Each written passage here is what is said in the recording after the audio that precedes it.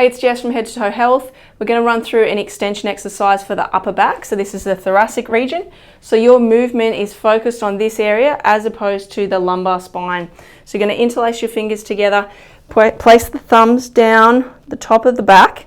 The idea with this exercise is to open up through the chest and extend in through the upper back. So your intent is to bring the thumbs down towards the floor.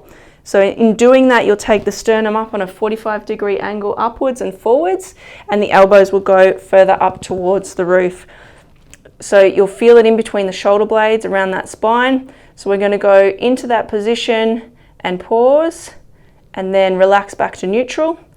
Into that position again, try and get a little bit further, and pause, and into that position again, pause, and relax. You're going to cover 6 of those reps and do 3 sets.